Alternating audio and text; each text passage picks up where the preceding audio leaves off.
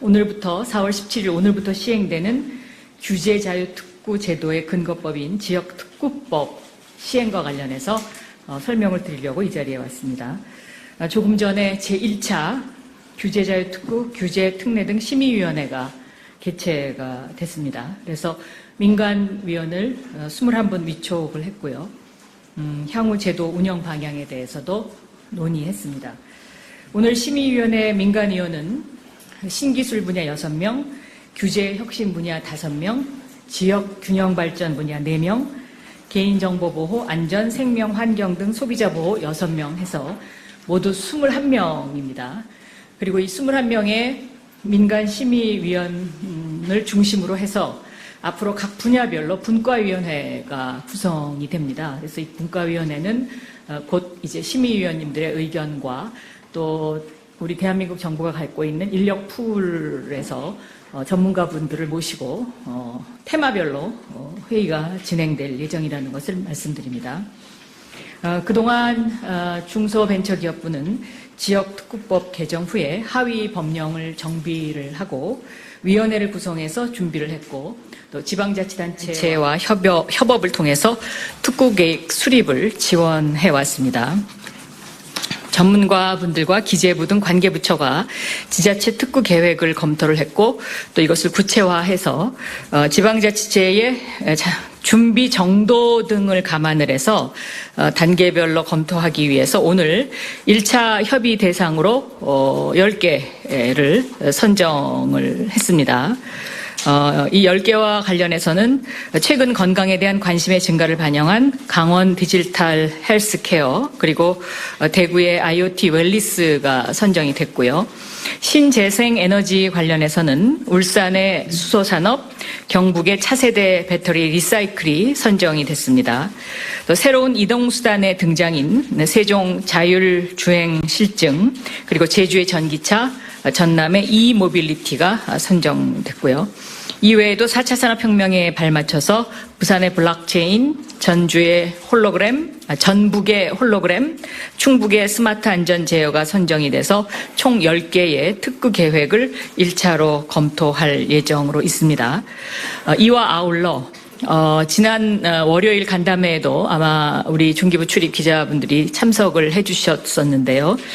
헬스케어, 수소산업, 자율자동차, 전기자동차 등 이 4차 산업혁명 시대를 대표하는 주요 업종에 관한 연관된 것들을 그 지역협력 특구 대상으로 추가로 선정할 계획으로 있습니다. 여기 지역협력 특구의 대상이 되는 것은 자율주행차, 수소경제, 블록체인 그리고 바이오 헬스 이 4개 분야입니다. 이 4개 분야를 지역협력 특구로 함께 연관해서 선정하는 이유는 이것은 테스트베드를 통해서 전국으로 확산해야 하는 4차 산업혁명의 핵심 어젠다라고 생각되기 때문에 그렇습니다. 이러한 것은 지난 월요일 시도 부단체장 간담회에서 제가 회의를 하고 나서 이것이 좀 필요하겠다라고 생각이 돼서 그 회의에서도 간략하게 설명을 드렸었고 그 후에 우리 중기부 내 실국장님들하고 의논을 거쳐서 이렇게 결정을 했는데 오늘 심의위원회에서도 심의위원 중에 이것은 정말 필요한 결정이다. 왜냐하면 지역 규제자유 특구가 지역을 기반으로 한 것이긴 하지만 이 4차 산업혁명 시대에 전국적인 어떤 그 관심 사항이고 또 전국적으로 이것을 확산해야 되는 그러한 문제가 있기 때문에 이런 결정을 해준 것이 참 잘 됐다라는 그런 말씀이 있으셨다는 것도 보고를 드립니다. 그럼 지금부터 규제자유특구 앞으로의 계획을 설명드리도록 하겠습니다. 오늘 선정된 이 1차 협의 대상 특구 계획을 담당하는 지자체는 특구 계획 공고, 공청회 등을 거쳐서 5월 말에 중기부에 신청을 해 주셔야 됩니다. 그리고 아직 보완 및 구체화가 필요한 부분이 있는 부분은 공고 기간 중에도 관련 부처와 협의를 지속적으로 진행을 할 것이고요. 저희 중기부에서 모자라는 부분을 컨설팅도 해드릴 예정으로 있습니다. 그리고 신청 이후, 그러니까 5월 이후에 관계부처 협의회와 위원회의 심의를 거쳐서 오늘 그 1차 심의위원회의 심의위원들을 중심으로 해서 7월 말에 특구를 지정할 계획으로 있습니다. 그런데 이 7월 말에 특구를 과연 몇 개나 지정할 수 있을지 그것은 심의위원회의 결정 사항입니다. 그래서 심의위원회에서 준비가 완벽하다라고 생각되는 것부터 순차적으로 할 것이고요. 그리고 2차 발표는 올 연말에 있을 예정입니다. 참고로 7월 달에 이 규제자율 특구에 선정이 되면 내년도 예산 반영이 가능합니다. 왜냐하면 8월 달에 국회에서 거의 결정이 되니까요. 그리고 이 규제자율 특구의 가장 큰 특징은 이렇게 재정 지원과 세제 지원이 있다라는 것입니다. 그렇기 때문에 이 특구 지정에 대해서 지자체에서 지금 굉장히 많은 관심을 보이고 있다는 점도 말씀을 드립니다. 앞으로 위원회에서는 신기술, 규제혁신, 균형발전, 소비자 보호 등 다양한 분야의 민간 전문가들이 참여를 해서 지역의 특성, 여건의 활용, 혁신성 및 성장 가능성, 그리고 규제 특례의 필요성, 경제적 효과 등을 심도 있게 검토할 예정으로 있습니다. 한 가지 그 지자체 단체장님들께 각별히 말씀드리고 싶은 것은 이 규제자율 특구라는 것이 단순하게 그 국비를 따기 위한 어떤 그런 프로젝트여서는 안 된다는 것이고요.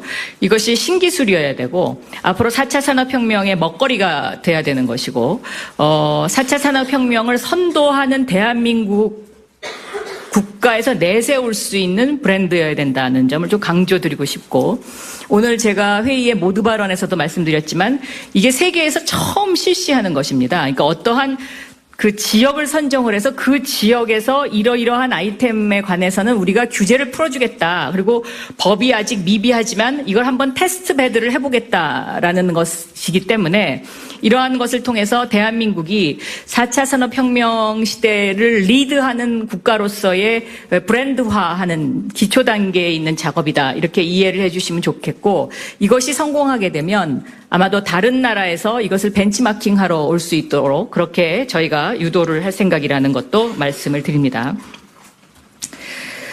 그리고 오늘 1차 협의 대상에 포함되지 않은 특구가 있는데요.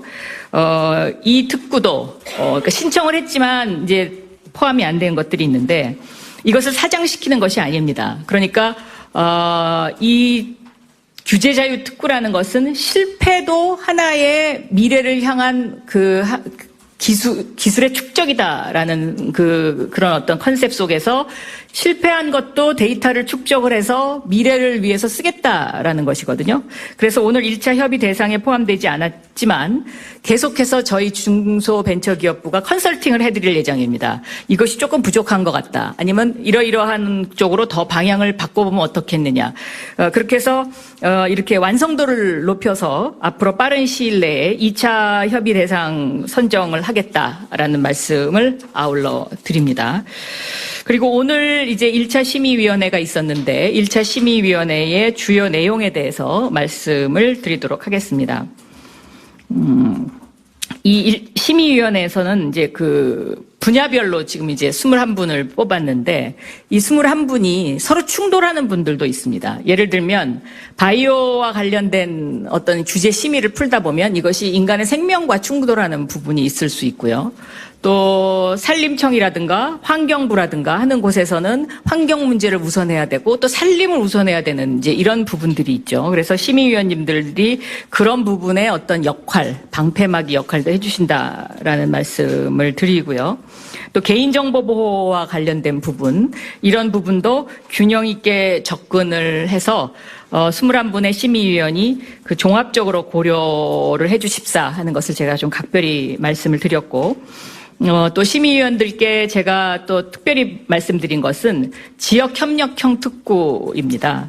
그러니까 예를 들면 자율주행차 같은 경우는 오늘 세종시가 선정이 됐는데 세종시에서는 BRT, 다시 말하면 버스 노선에서 앞으로 테스트를 하겠다고 해서 신청을 했습니다.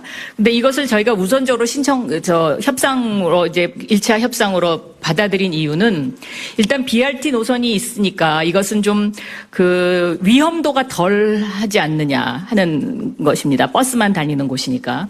그러나 이것이 정답은 아니죠. 그러니까는 완벽한 자율주행차를 구현하기 위해서는 지금 현재 일반 도로에서의 테스트도 필요한 것이고요. 광주에서는 뒷골목에 그 청소차, 20km의 청소차를 테스트를 하겠다라고 신청을 했는데 그런 부분도 저는 필요하다고 생각합니다. 다만 뒷골목이라서 안전하다? 그렇지 않습니다. 뒷골목은 오히려 어린아이들이 그곳에서 막 왔다 갔다 할 수도 있고 이러기 때문에 이런 부분까지 고려를 해서 데이터를 축적해야 되는 문제가 있어서 예를 들면 자율주행차 같은 경우는 광주에서 신청한 그 뒷골목형 20km 저속 자율주행차도 지역협력특구 대상자 중에 하나다라는 말씀을 설명을 통해서 드리는 것입니다.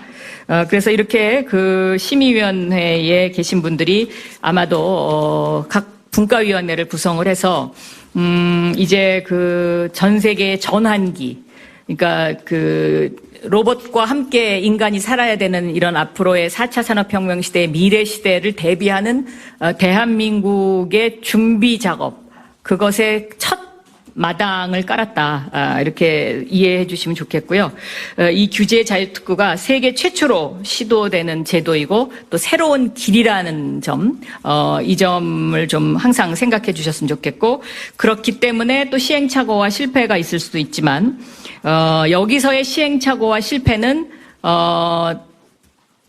다시 이 실패와 시행착오의 데이터를 축적을 해서 다시 재기할 수 있는 어떤 그런 소중한 자산이다라는 것도 좀 강조드리고 싶습니다. 그리고 이제 이 신산업과 관련된 여러 가지 그 부분에 있어서의 새로운 장이 펼쳐지고 있는데요. 오늘 아침 뉴스를 보면 대한민국이 비메모리 반도체 부분에서도 또 새로운 혁신 기술을 만들어서 그동안 메모리 부분만 치중했었는데 이제 비메모리 부분으로 진출할 수 있는 발판을 만들었다는 좋은 소식도 있습니다. 그런데 이러한 것에 기반을 해서 비메모리 분야와 관련된 부분 같은 경우는 특히 이 중소 부티크 벤처 업체들의 역량과 직결되는 부분이기 때문에 앞으로 보다 더 그 중소기업이 강한 나라, 강소국가로 갈 수 있는 발판을 마련하는 데 최선을 다하겠다는 말씀을 아울러 드립니다.